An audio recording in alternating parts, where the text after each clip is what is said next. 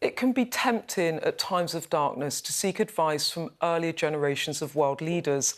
Graça Machel is a veteran advocate for global peace, women's rights and humanitarian justice.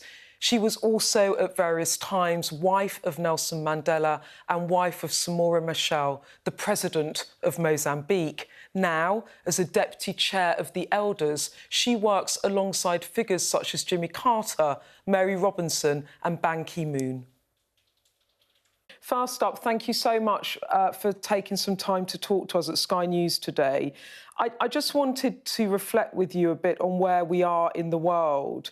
There was a time, I think, when everything felt positive at the turn of the century. Your late husband, Nelson Mandela, was free. Dictatorships were in retreat. The UN Millennium Goals were about tackling poverty. And now I look around the world and we have war in Ukraine, Ethiopia, Yemen and elsewhere, humanitarian crises, authoritarian regimes, global warming is accelerating. From your point of view, Graça, where did it all go so wrong? We have to recognize that most of the crises we are faced with today are man-made. So I believe it's mostly a failure of leadership. If I want to give an example, the climate change issue, or how many years we have been told year after year with unequivocal statistics showing exactly how the situation is getting out of control. But the leaders of the world, they don't seem to be listening. They don't seem to be taking with the same magnitude of the crisis, measures which would be tackling and preventing the situation where we are today. Go back to Africa, there was optimism about Africa, about development, but there's still conflict, there's still poverty, massive unfilled human potential. Why is it taking so long? Again, does it for you go back to leadership, not just leadership within African nations, but also global leadership from other leaders around the world? Is it back to that again? Definitely, because why, for instance, a country like Ethiopia would be in war with itself? There's no other answer. It's because leaders are failing to, one, to develop a governance which will involve everyone in the specific countries to be in charge.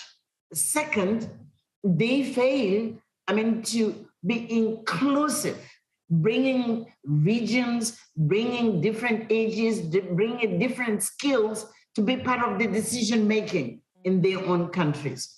And of course, terrorism will use all the gaps which exist, to flourish. So it is no doubt an issue of leadership. But you are asking about the world as well. And the climate change is a good example of failure globally. How many times since Copenhagen, the leaders of the world, they pledged to give $100 billion every year to tackle climate change, but particularly for mitigation, adaptation, and supporting poor countries, who did not make the climate change, reach the levels in which we are. And they promise and promise every year, and nothing happens. So you find failure of leadership within Africa, yes, but on climate change, it's mostly global, because Africa is paying the price of a situation it did not create. And I believe we need to encourage our young people and women. I will insist on women as well, because they are most impacted on this.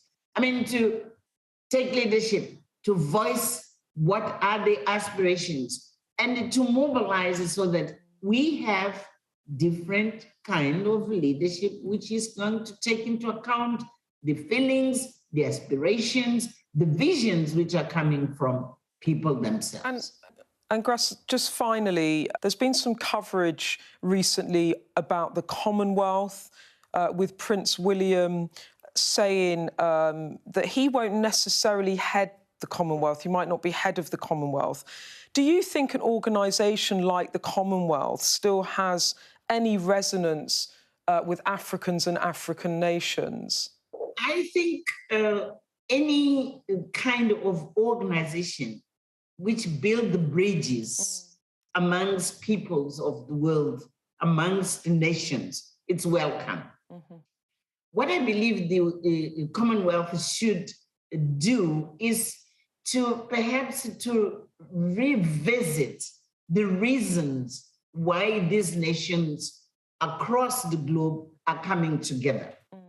Not to be based on the past, yes, but it to be based on interest of these nations as part of the human family today and tomorrow.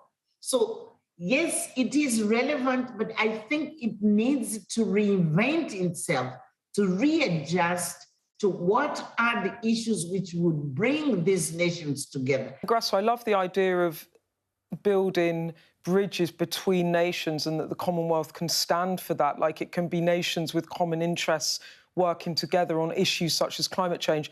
But I guess the question is, do you think that the royal family of the United Kingdom should head that group of nations? Well, I will leave I will leave it to nations who are part of the Commonwealth to decide that, because I don't think it's a personal opinion is mine. But have you seen what has happened recently in the Caribbean? Do you follow what is the message which is coming from there? And I think it's not against the royal family.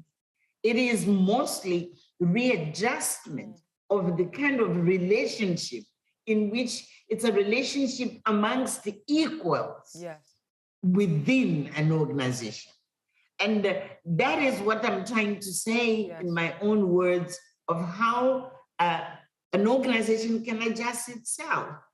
The UK is a country which, yes, in the past had a certain kind of a role in the world. But the UK today has to recognize that democratic institutions are the ones which are prevailing. And how does this happen? I'm just suggesting, listen to what the Caribbeans are saying. OK. Graça, it was an absolute pleasure to talk to you. Thank you so much. And I love those roses on your jacket. They look absolutely gorgeous. Thank you so much for your time. It was an absolute honour to talk to you. Thank you. The wonderful Graça Machel there. Well, thank you to all our guests this evening. Don't forget to download the Beth Rigby Interviews podcast for more content.